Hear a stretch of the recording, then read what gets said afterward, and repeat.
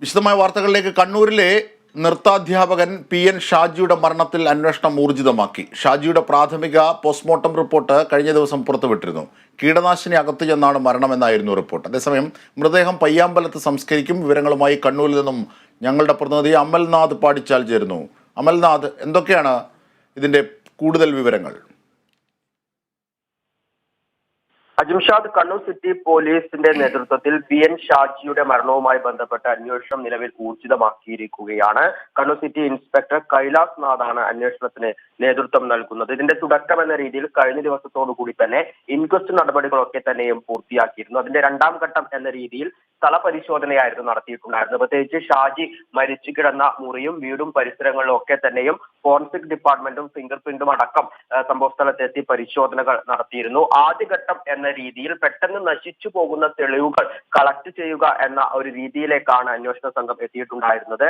ഇതിന്റെ ഭാഗമായി ഷാജി മരിച്ചു കിടന്ന കിടക്ക വിരി, ഒപ്പം തന്നെ ഷാജി ഉപയോഗിച്ച ഗ്ലാസും ഒപ്പം മറ്റ് രേഖകൾ അടക്കം കളക്ട് ചെയ്തിട്ടുണ്ട്. ഈ കളക്ട് ചെയ്ത രേഖകൾ ഇന്ന് കോടതിയിൽ ഹാജരാക്കുമെന്നാണ് മനസ്സിലാക്കുവാൻ വേണ്ടി സാധിച്ചത്. ഇതിന്റെ അടുത്ത ഘട്ടമായി കൂടുതൽ മൊഴികൾ രേഖപ്പെടുത്തും. പ്രത്യേകിച്ച് ഷാജിയുടെ അമ്മയുടെയും സഹോദരന്റെയും ഒപ്പം തന്നെ അടുത്തുള്ള ബന്ധുക്കളുടെയും സുഹൃത്തുക്കളുടെയും ഒക്കെ മൊഴികൾ രേഖപ്പെടുത്തും. അതേസമയം ഇന്നലെ വൈകുന്നേരത്തോടു കൂടിയായിരുന്നു ഷാജിയുടെ പ്രാഥമിക പോസ്റ്റ്മോർട്ടം റിപ്പോർട്ട് പുറത്തു വന്നിട്ടുണ്ടായിരുന്നത്. ഈ പ്രാഥമിക പോസ്റ്റ്മോർട്ടം റിപ്പോർട്ടിൽ സൂചിപ്പിക്കുന്നത് കീടനാശിനി അകത്തു ചെന്നാണ് മരണം. ഒപ്പം തന്നെ മർദ്ദനമേറ്റ പാടുകളോ മറ്റു തെളിവുകളോ ഒന്നും ഇല്ല എന്നുള്ളതാണ്.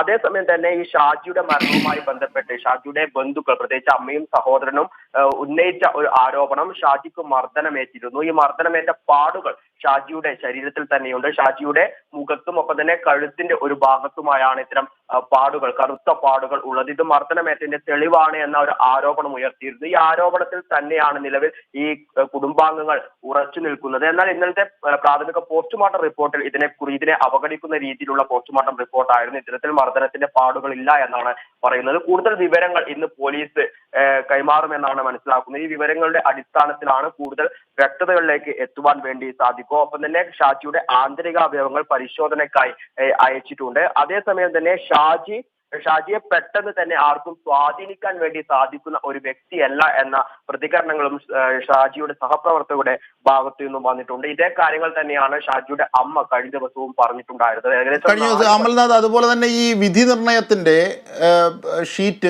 മാർക്ക് ഷീറ്റ് കൂടി ഈ മൃതദേഹത്തിന് അരികിൽ നിന്നും കണ്ടെത്തിയിരുന്നല്ലോ. അതുമായി ബന്ധപ്പെട്ടുള്ള പ്രാഥമിക പരിശോധനകൾ എന്തൊക്കെയാണ് ബോധ്യമാകുന്നത്? അജിംഷാദ്, ഈ വിധി നിർണയത്തിന്റെ മാർക്ക് ഷീറ്റിലായിരുന്നു ഷാജി ആത്മഹത്യാ കുറിപ്പ് എഴുതിയിട്ടുണ്ടായിരുന്നത്.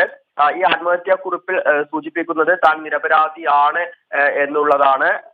അതുതന്നെയാണ് നിലവിൽ ഈ ഷാജിയുടെ ബന്ധുക്കളും സൂചിപ്പിച്ചിട്ടുണ്ടായിരുന്നത്. അതായത് തന്റെ മകൻ തെറ്റു ചെയ്യുകയില്ല. അതായത് കഴിഞ്ഞ കുറെ നാളുകളായി ഇത്തരത്തിൽ ഷാജി കോഴ വാങ്ങുന്നുണ്ട്, പണം വാങ്ങി വിധി അട്ടിമറിക്കുന്നുണ്ട് എന്ന ആരോപണങ്ങളൊക്കെ തന്നെയാണ് തന്റെ മകനെതിരെയും തന്റെ സഹോദരനെതിരെയും ഉയർന്നു വന്നതെന്നാണ് ഷാജിയുടെ അമ്മയും സഹോദരനും പറയുന്നത്. അങ്ങനെ കോഴ വാങ്ങുന്ന ഒരാളാണെങ്കിൽ തന്റെ സൗകര്യങ്ങൾ അതിനനുസരിച്ച് മെച്ചപ്പെടേണ്ടേ. വളരെ ചെറിയ ഒരു വീട്ടിലാണ് ഷാജി നിലവിൽ ഇപ്പോഴും താമസിച്ചു കൊണ്ടിരിക്കുന്നത്. അങ്ങനെ മുന്നേ തന്നെ ഇത്തരത്തിൽ പണം വാങ്ങുന്ന ഒരു വ്യക്തിയാണെങ്കിൽ തങ്ങളുടെ വീട്ടിലെ സൗകര്യങ്ങൾ ഒപ്പം തന്നെ മറ്റു സൗകര്യങ്ങളൊക്കെ തന്നെയും മെച്ചപ്പെടേണ്ടതല്ലേ. തന്റെ മകനെതിരെ ആരോപണങ്ങൾ കെട്ടിച്ചമക്കുകയാണ് ഉണ്ടായത് എന്നാണ് ഷാജിയുടെ അമ്മ പറയുന്നത്. ഇതേ കാര്യങ്ങൾ തന്നെയാണ് ഷാജിയുടെ സഹോദരനും നിലവിൽ ആവർത്തിച്ചിട്ടുള്ളത്.